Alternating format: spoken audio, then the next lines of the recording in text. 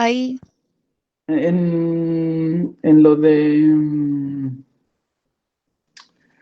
la reducción de luxación de cadera, eso fue. Sí, doctor. sí, doctor. Bien. Sí, doctor.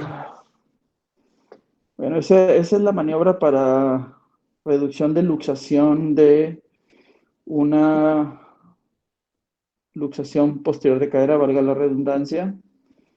Creo que esa ya la habíamos platicado. Ya la habíamos platicado un poco. Eh, Posterior a la reducción en este tipo de luxaciones, hay que mantener al paciente inmovilizado, es decir, sin caminar y prácticamente en cama durante 6 semanas, no flexionar la cadera, puesto que sobre todo cuando hay caderas inestables, cuando hay lesión ligamentaria, el riesgo de luxación, de una nueva luxación es muy alto, entonces hay que mantener al paciente inmovilizado. Cuando hay lesiones óseas, como fracturas de la ceja posterior del acetábulo, entonces hay que mantener al paciente con una tracción esquelética inclusive. La tracción esquelética es aquella que ponemos un clavo a través del hueso. En el caso de la cadera, la tracción se pone en el fémur para colocarle un peso en la parte distal y así hacer tracción sobre la extremidad para que se mantenga estable. Y la reducción de los fragmentos, que en estos casos se llama por ligamentotaxia, es decir, todas las inserciones de tejido blando que tengan los fragmentos se alinean solitas con la pura tracción, tengan oportunidad de que se haga una consolidación y que la parte débil o lesionada del acetábulo se restablezca. No apoyar durante 1 o 2 meses, dependiendo del criterio, porque pues, el riesgo de necrosis siempre estará presente. Pero después del periodo de inmovilización tiene que venir un periodo de recuperación o de rehabilitación, donde lo más conveniente es que el paciente tenga asesoría a través de un médico especialista en rehabilitación. Hay que darle seguimiento a ese paciente.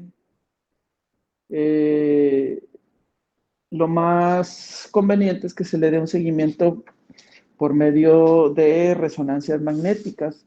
Tal vez una vez al año valdría la pena hacerle ese seguimiento y detectar de forma precoz un desgaste o una artrosis en esa cadera y así limitar el daño. ¿Por qué pudiera ser mejor detectarlo temprano? Porque la artrosis puede dañar demasiado el acetábulo, que sea necesario, aparte de poner el componente acetabular de una prótesis total, que sería el tratamiento cuando viene una artrosis, tendría que ser necesario, aparte, aparte del componente acetabular, ponerle un soporte en el hueso porque ya está muy dañado, muy desgastado. La cabeza femoral, digamos que puede hacer como un cuenco ahí, como una concavidad muy grande que incluso puede llegar a penetrar hacia la pelvis. Entonces hay que tener cuidado con ese tipo de cosas, cuidar también el acetábulo. Entonces, son cosas que hay que seguir a largo plazo. Y obviamente ese paciente, ya la actividad física, pues no podrá ser la misma. Si es un paciente muy joven, pues incluso hay que limitarle la cuestión del deporte y siempre recomendarle pues, medidas generales como el control de peso, no hacer esfuerzos grandes, para que esa cadera que está en riesgo desde el día que se luxó pueda tener un mejor soporte, pero un mejor pronóstico. La siguiente.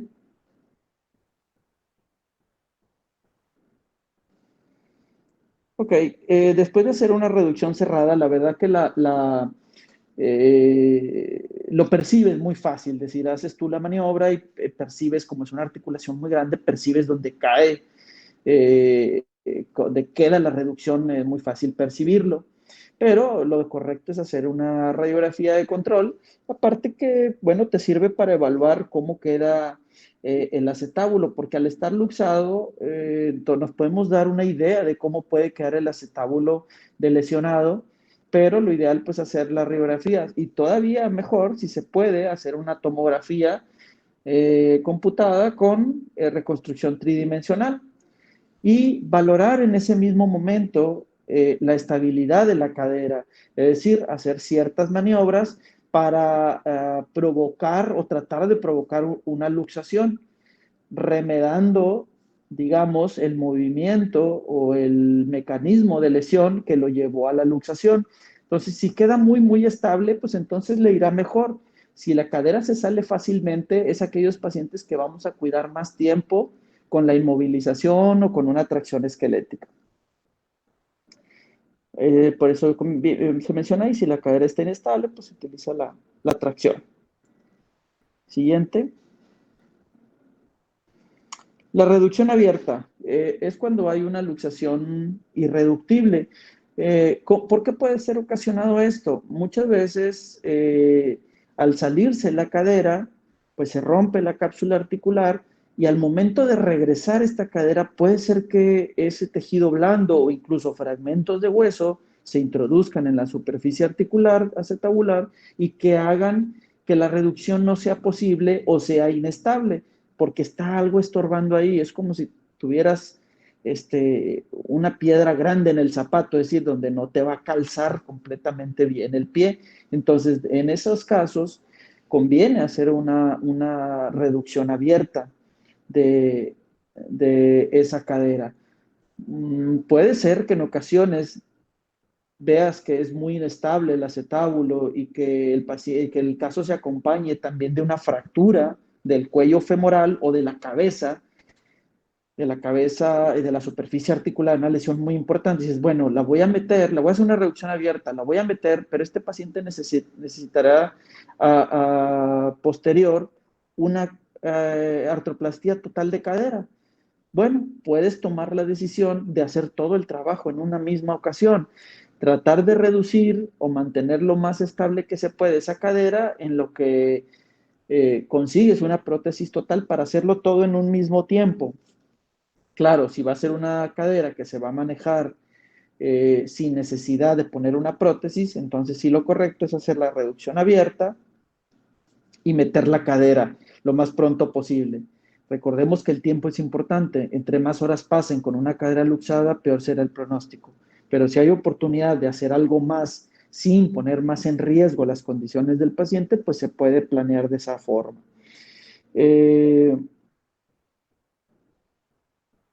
Puede haber varias variantes, cuando hay fractura del acetábulo, lo que les comentaba, decidir si se fija de una vez lo del acetábulo o solamente se hace la reducción, varias cuestiones ahí.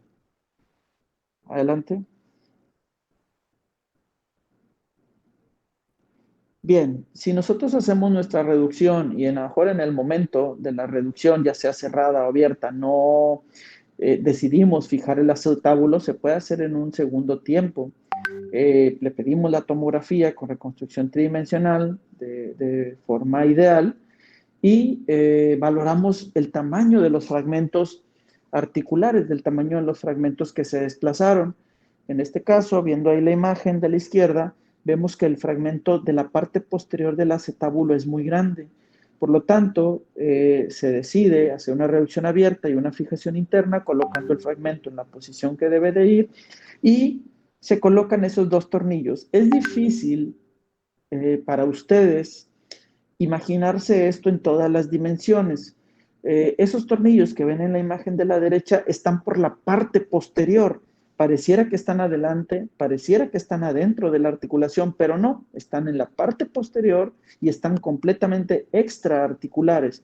Recordemos que para valorar un hueso o una articulación, casi siempre se necesitan mínimo dos posiciones. Si nosotros viéramos esta cadera que está del lado derecho ya con los tornillos en una posición tangencial o lateral, vemos que esos tornillos ya están en la parte posterior, están en la parte de atrás, en la ceja posterior del acetábulo y no están para nada intraarticulares y están fijando correctamente el fragmento desplazado que viene marcado con la flecha naranja. Adelante. Bien, estas lesiones siempre son un reto desde la reducción, desde la valoración inicial de decidir qué es lo que se tiene que hacer. Muchas veces estos pacientes, que es una cuestión que debemos tomar en cuenta, de si tiene o no lesión del nervio ciático, estos pacientes pueden entrar íntegros al quirófano y debes de decirle también, bueno, ahora te voy a operar, te voy a hacer la fijación del acetábulo en la parte posterior y es probable que salgas lesionado del ciático por la tracción que se hace al hacer la separación, digamos, de todos los músculos y la tracción en los tejidos blandos, traccionamos el ciático por allá, por atrás, porque el abordaje, si bien puede ser lateral o ligeramente posterior, entramos a través de los músculos glúteos. También podemos lesionar el nervio glúteo superior, que está involucrado en una marcha, en la marcha correcta. Si no tenemos nervio glúteo superior, hay una parálisis muscular y te puede dar como resultado una marcha de Trendelenburg. Entonces, hay que aclararle al paciente que si no se lesionó de primera instancia, entonces ahora en el momento de la cirugía puede salir lesionado, que es uno de los riesgos que hay y debe uno aclararlo correctamente para que el paciente después no tenga una inconformidad, que esté consciente de lo que puede pasar. Es decir, no por el hecho que en el momento del accidente no se haya lesionado el ciático, que sabemos que existe un porcentaje alto, ahora al momento del tratamiento se puede lesionar y que por lo regular son lesiones parciales. Eh, es raro que te lleves el ciático en toda su diámetro y que lo puedas cortar completamente. Es un tronco muy grueso que se identifica ahí entre los tejidos, pero bueno, son situaciones que pueden pasar, son situaciones inherentes al tipo de cirugía. Las luxaciones posteriores simples, el pronóstico es bueno o excelente en el 70-80% de los pacientes. Pues se afecta obviamente el pronóstico entre más complejidad tenga la lesión. Adelante. Las complicaciones, la osteonecrosis, que digamos sería la peor noticia, pues sería en un 5 a un 40%, la lesión neurovascular del 10 al 20%, otras lesiones asociadas son la fractura de la cabeza femoral, el 10%, cuando son luxaciones posteriores y hasta el 75% en las anteriores. La tromboembolia pulmonar también es algo que debemos tener presente. No necesariamente tiene que haber una fractura de hueso largo para que se pueda presentar una complicación como esta. Es rara, sí, es más rara que cuando te fracturas un fémur o te fracturas una tibia o múltiples fracturas, pero es algo que puede estar presente. Por lo tanto, es un paciente que tenemos que ponerle anticoagulación con una heparina de bajo peso molecular. Adelante.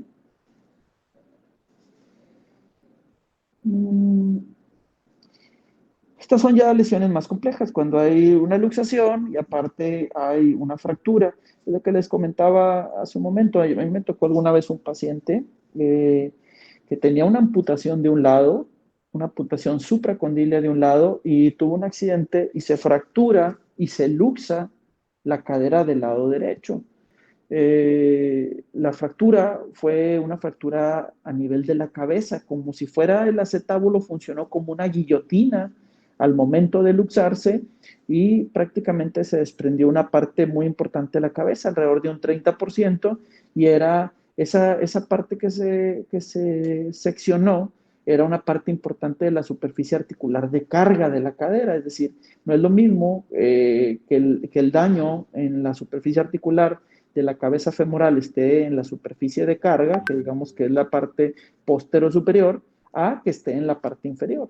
Entonces, en ese paciente se logró conseguir la prótesis inmediatamente y ese paciente entró a cirugía para hacerle una reducción y al mismo tiempo sustituir la cabeza femoral por una prótesis. El acetábulo prácticamente estaba íntegro, por lo tanto se pudo poner una prótesis total de cadera en el mismo tiempo quirúrgico. Pero bueno, muchas veces no existe esa posibilidad. Adelante. Existe la clasificación de Pipkin. Esa es una clasificación que se utiliza poco, ya que el tipo de lesión es poco frecuente, pero es para fracturas de la cabeza femoral exclusivamente. ¿Sí? No se utiliza para otro tipo de lesiones, es para fracturas de la cabeza femoral exclusivamente. Sería bueno que la revisaran y que la tuvieran en mente, al menos para qué es útil esa clasificación. Adelante. Bien, lo que vemos en las imágenes, un paciente con fractura, luxación de cadera, podemos observar en las imágenes, en las 4 imágenes de la izquierda, eso que ven son cortes axiales de la cadera, de la cavidad acetabular, es esa concavidad que se nota y que tiene luxada la cabeza femoral. Observemos cómo un porcentaje muy importante, alrededor de un 30, un 40% de la cabeza femoral está fracturada y veamos cómo el acetábulo, la esquina o el borde del acetábulo hizo como si fuera una guillotina y le arrancó prácticamente un gajo, como si fuera un pedazo muy, muy importante de cabeza. Yo calculo ahí más o menos que es como un 40%, y se quedó encajada ahí, se quedó como anclada en el borde acetabular la cadera. ¿Sí? Esas son imágenes de una resonancia, perdón, de una tomografía computada. ¿Sí? Y en la otra imagen, en las 6 imágenes que están del lado derecho, observamos como también hubo una lesión en la cabeza de ese lado y el borde acetabular prácticamente no sufrió daño. Tiene al parecer por ahí alguna fracturita, pero no se desplazó y prácticamente lo que se dañó principalmente es la cabeza femoral. En esos casos conviene hacer una reducción y una artroplastía total de cadera en el mismo tiempo. Prótesis total de cadera, artroplastía total de cadera, sustitución total de cadera son lo mismo. Adelante.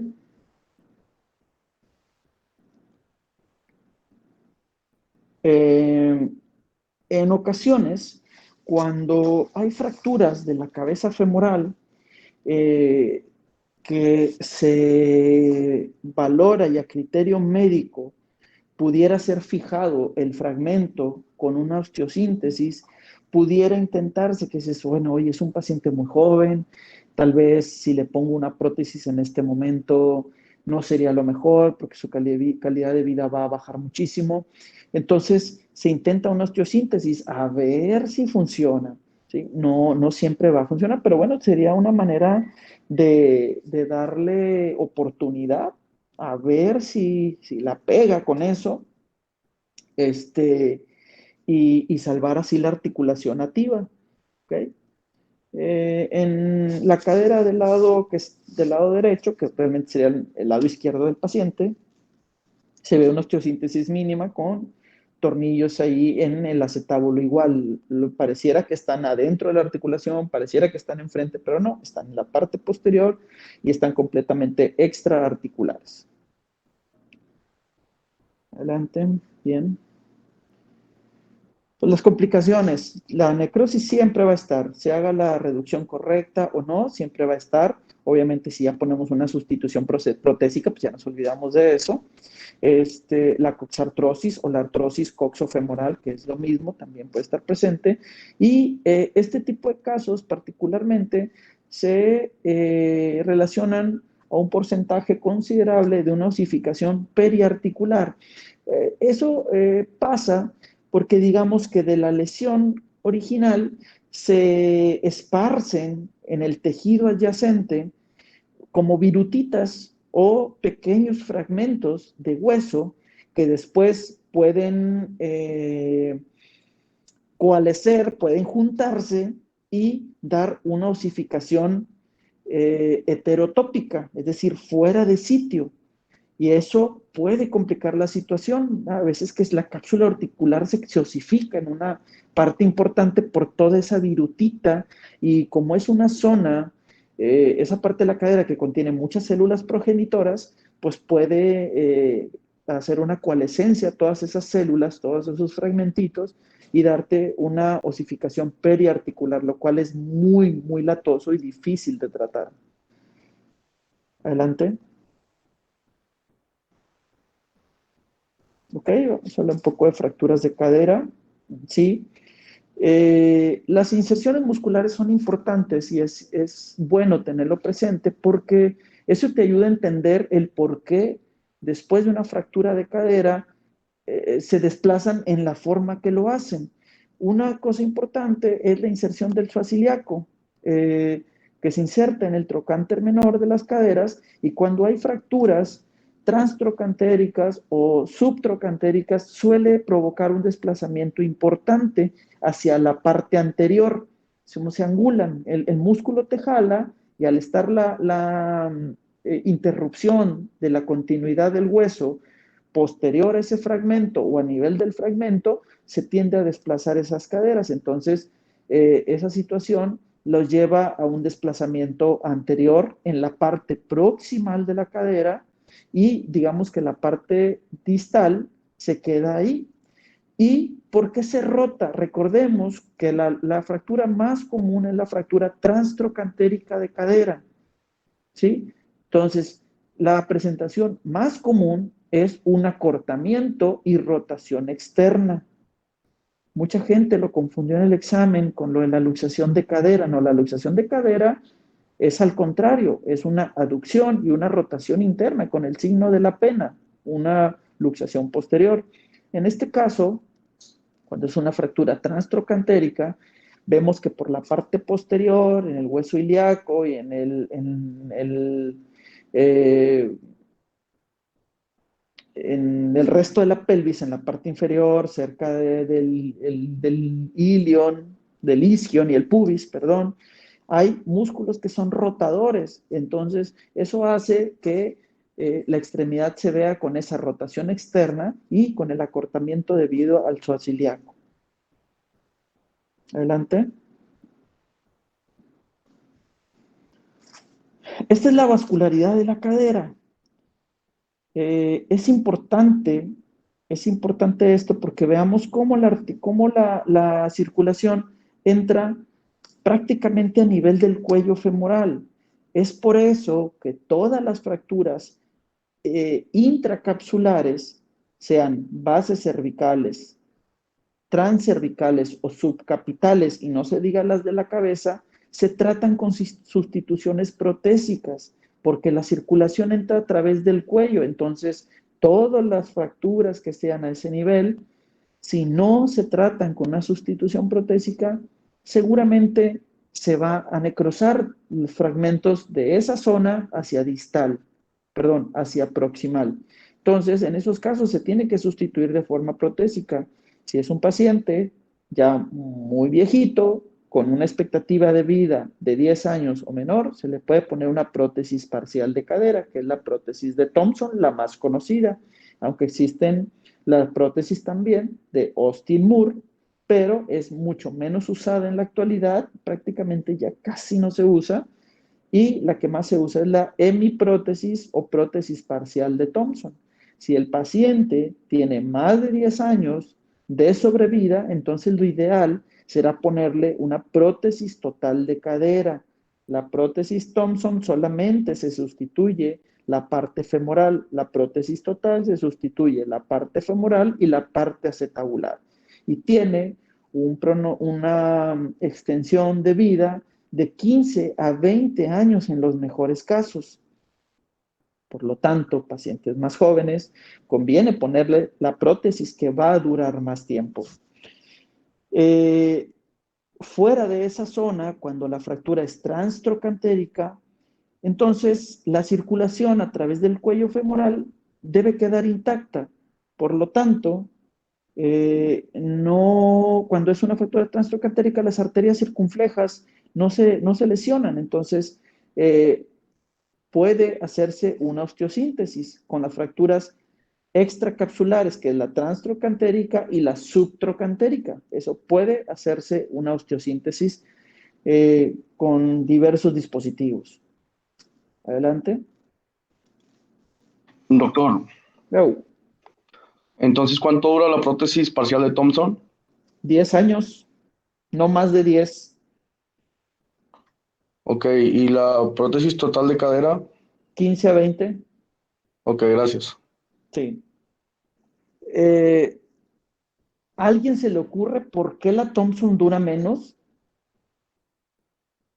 ¿Por qué dura menos ahí en la localización que la ponemos y la total dura más? ¿Por qué será? Porque el acetábulo queda en contacto con la prótesis directamente. Es correcto, así es. Entonces estás poniendo en una prótesis de Thompson un componente natural, como es el cartílago acetabular, con un componente artificial, en este caso un metal.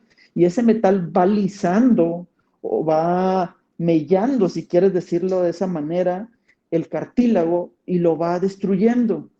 Cuando tú pones una sustitución del acetábulo, entonces está componente artificial con componente artificial y dura más. También hay un desgaste, obviamente, es como una refacción. También hay desgaste, pero no al mismo nivel. Es mejor o dura más superficie artificial con artificial que artificial con natural. Es por eso que sucede el desgaste de la superficie acetabular. He visto casos de pacientes con prótesis de Thompson que malamente se los pusieron a edades muy tempranas con protrusiones acetabulares. Eso quiere decir que la prótesis limó hasta que se metió prácticamente a la pelvis. Entonces ya te metes en más problemas porque ahora ya no tienes un acetábulo bueno en donde fijar tu prótesis total. Por eso que se la debes de poner la Thompson a gente ya viejita, ya gente con muy poca actividad. Bien. Eh, Esta radiografía, no sé, es para medir el ángulo de inclinación del cuello femoral, el cual tiene una angulación respecto a la diáfisis, el cuello y la cabeza de 130 grados de forma natural. Cuando nosotros ponemos una osteosíntesis, cuando hacemos una osteosíntesis con una placa, por lo regular utilizamos una placa a 135 grados.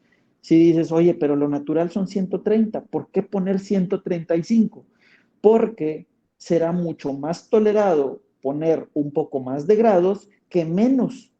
Si nosotros utilizáramos una placa de menos grados, la fijación nos quedaría con menos angulación y para el momento de hacer la carga es más fácil que falle el hueso y que falle el implante entre menos ángulo tenga. Caray, eso con dibujos en un pintarrón se los podría explicar muy bien. Lástima aquí por los medios no es posible. Son cuestiones físicas. Digo, no sé mucho de física, pero es algo muy entendible. Cuando uno lo hace con un dibujo, es muy, muy entendible el por qué va a soportar más entre más vertical la cadera. Claro, no te puedes pasar tampoco hasta 150 grados así nomás. 135 grados de angulación, 5 más que los naturales, son suficientes. ¿A qué sigue? Y el ángulo de anteversión, ¿sí? Es de 20 grados, de 10 a 20 grados maneja la literatura, que es el ángulo de anteversión de una cadera. Es decir, ¿a qué se refiere con eso de anteversión? Las caderas, si vemos de frente una pelvis, no están, digamos, perpendiculares a la pelvis. Entran en la pelvis, pero están, digamos, que las cabezas femorales mirando un poco hacia adelante, ¿sí? Como si el trocánter mayor quedara un poquito atrás y la cabeza realmente estuviera un poco hacia adelante. Entonces, si nosotros tomáramos como nuestro punto de partida una línea que estuviera eh, en la parte media del cuerpo, viéndolo de lado, ¿sí? Las caderas están viendo ligeramente hacia adelante con una angulación de 20 grados. Por ejemplo, en ese dibujo que viene ahí midiendo la angulación, lo que está, digamos, más abajo son los cóndilos femorales. Veamos cómo la cadera apunta en otra dirección, ¿sí? Ese es el ángulo de anteversión. Por lo tanto, la fijación que nosotros podemos hacer cuando hacemos una osteosíntesis de cadera no es perpendicular al piso, tienes que angular tu sistema de fijación para que quede viendo un poquito de atrás para adelante. ¿Sí? Adelante. Doctor, ¿y lo de retroversión qué es? No, retroversión no tiene, la cadera no tiene retroversión, tiene anteversión. Retroversión Ah, sería si las caderas miraran para atrás, pero nunca van a mirar para atrás. ok, es que creo que en la diapositiva anterior decía abajito retroversión. A ver, Abajo, ponla.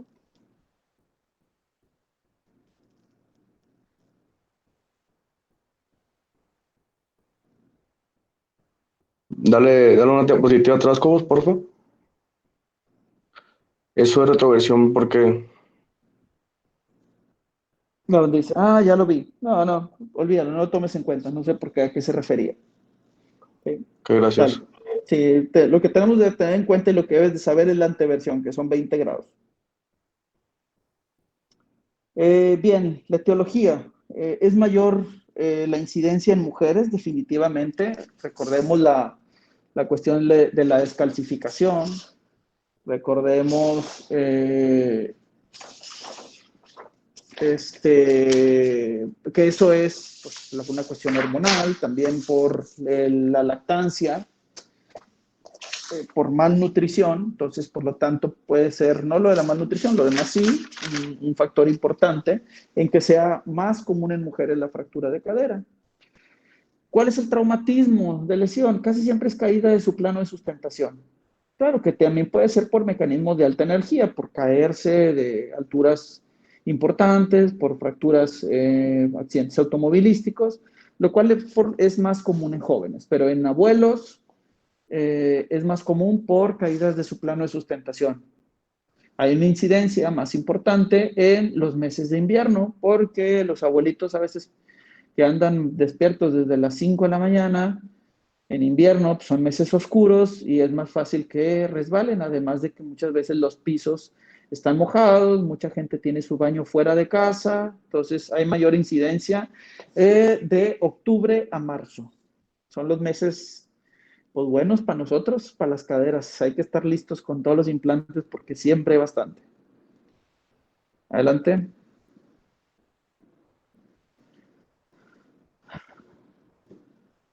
Pues obviamente va a haber un dolor muy importante, es el hueso más grande del cuerpo, es un dolor muy, muy importante.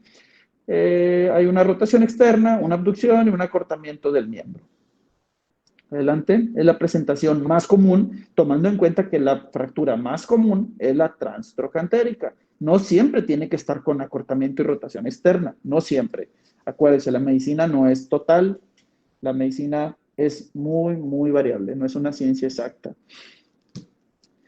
La radiografía que hay que tomar habitualmente es una radiografía AP de cadera. Puedes tomar una AP de pelvis si quieres hacer una comparativa y todavía si quieres mejorar la proyección para no tener superposición de estructuras, puedes hacer una radiografía con rotación interna. Recordemos que la cadera tiene una anteversión de 20 grados, entonces, bueno, nosotros podemos hacerle una anteversión de 10 a 15 grados y te sale una proyección de mejor calidad. Obviamente eso duele bastante.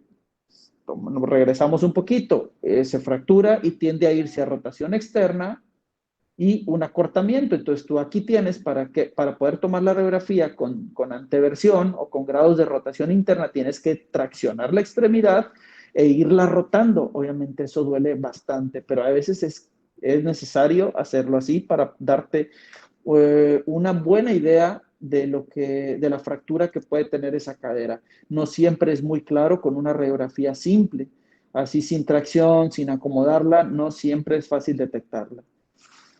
Adelante. ¿Cómo podemos clasificarla? Grosso modo, las intracapsulares, que son la subcapital, la transcervical y la base cervical. Las extracapsulares, que son, intertrocantéricas, transtrocantéricas, pertrocantéricas es lo mismo. Inter, trans o per trocantérica es lo mismo. Y la otra son las subtrocantéricas. Adelante. Dentro de las fracturas intracapsulares tenemos la clasificación de Garden, ¿sí? Y esos son los 4 tipos. Garden 1 es una fractura subcapital, Garden 2 es una fractura transcervical, Garden 3 es una fractura base cervical ligeramente desplazada y la Garden 4 es una fractura base cervical completamente desplazada.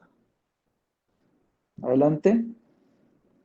Las fracturas subtrocantéricas, tenemos la clasificación de Fielding, ¿sí?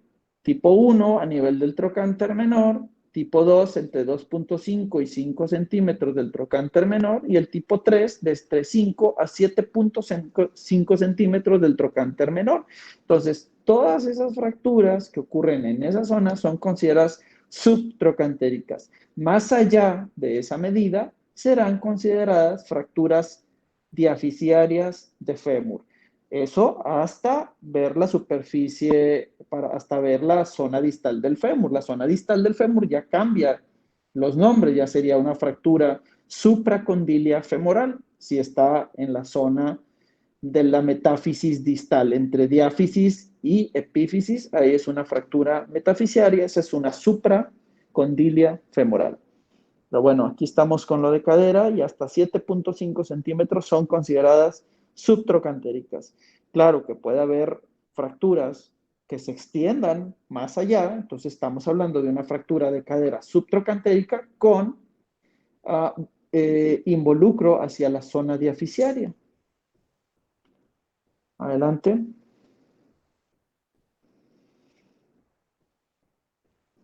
Vemos radiografías de los distintos tratamientos. De izquierda a derecha vemos una prótesis total de cadera, la cual tiene un componente acetabular, el cual apenas se ve un anillo, ahí se ve una pequeña línea en la parte superior de la cabeza, pero ahí tiene un componente acetabular y está cementado. Eso blanco que se ve ahí alrededor es cemento para hueso.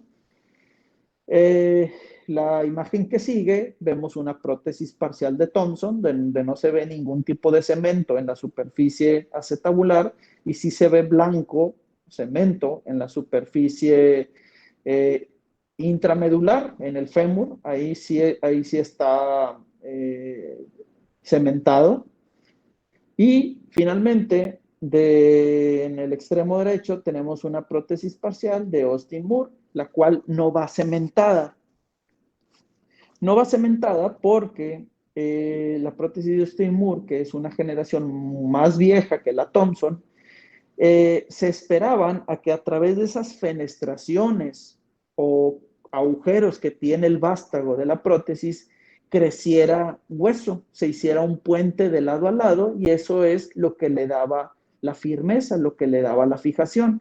Como se dieron cuenta con el paso de los años que ese proceso era lento y muchas veces no se alcanzaba a hacer ese puente óseo, entonces empezaron a cementar y diseñaron la prótesis parcial de Thompson.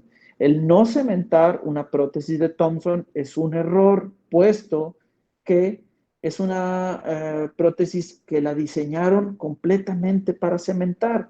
Me he encontrado gente, sobre todo de la vieja escuela, que dice, no, ya metí la prótesis y se quedó muy bien, quedó muy firme, no la voy a cementar. El paciente, aunque tenga una baja actividad, va a aflojar esa prótesis, tiene que ir cementada sí o sí. El que la diseñó y que le di y que nos dijo que tenía que llevar cemento, no lo dijo nomás porque sí, porque se le dio la pinche gana, es porque así debe de ir. Y no hacerlo de la forma correcta, pues es un error y te va a traer consecuencias malas.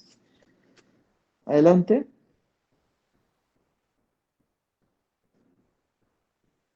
Bien, también es posible en los casos que se considera que es una lesión no desplazada de la zona intracapsular o incluso transtrocantérica que está in situ, se puede hacer una fisiología.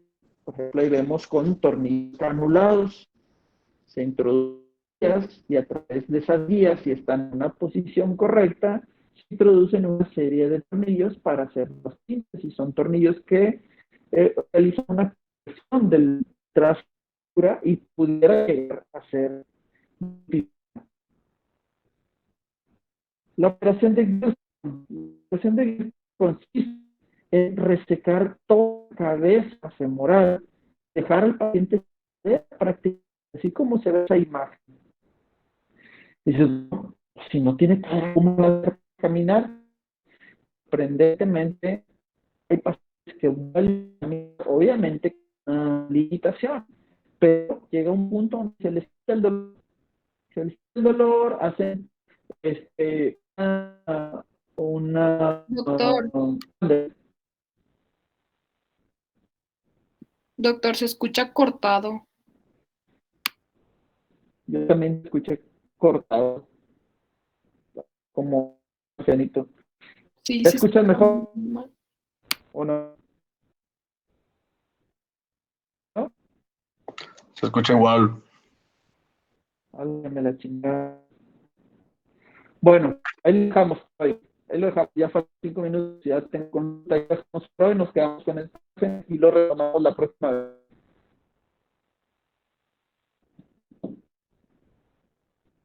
¿Ok? Sí, doctor. Sale. Chao. Cuídense. Gracias. Gracias, Chao. doctor. Bye.